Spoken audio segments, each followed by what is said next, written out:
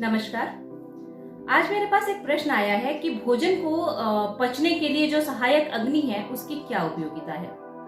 तो मुझे ऐसा लगा कि एक इंट्रोडक्टरी वीडियो इसके लिए छोटा सा बनाया जाए और इसके बाद हम डिटेल में भी इसके ऊपर बात करेंगे। तो अग्नियां जो है वो अनगिनत तरह की हैं, लेकिन हमारे शरीर के लिए जो आवश्यक है वो 13 तरह की हैं। उसमें भी जो मेजर है वो है पाचकाग्नि। तो पाचकाग्नि वो रस है जो कि भोजन को पचने में मदद करता है।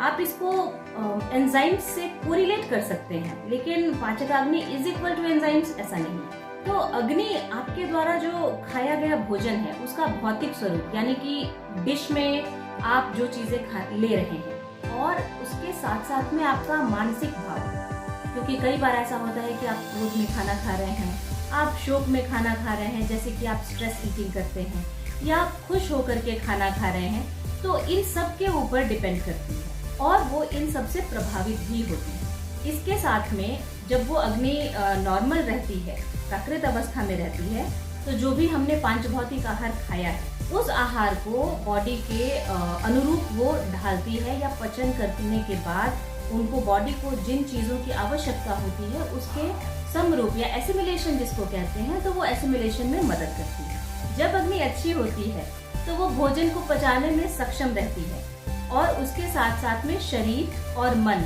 इनको सुचारू रूप से कार्य करने में मदद करती है। और जो भी चीजें शरीर के लिए आवश्यक नहीं है उन सब चीजों को मल के रूप में ये शरीर से बाहर फेंक देती है। जैसे मोशन के थ्रू जाएगा, यूरिन के थ्रू जाएगा, स्वेट के थ्रू जाएगा, और भी बहुत सारे चैनल्स हैं। कान का मल है, आंख का मल है, नाक का मल है।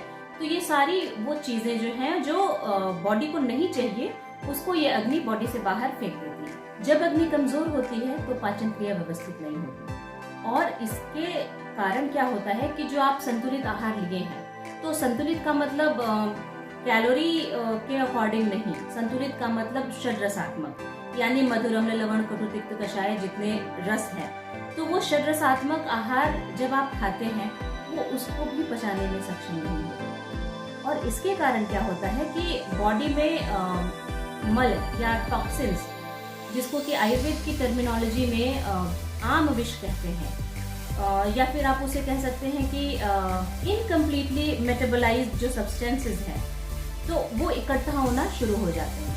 तो हमारे पास दो ऑप्शन है, या तो इनको पचाया जाए, जो कि मेडिसिन लेकर के हम आम का पाचन कर सकते हैं, या फिर पंचकर्म के थ्रू इनको शोधन करके बाहर निकाला जाए।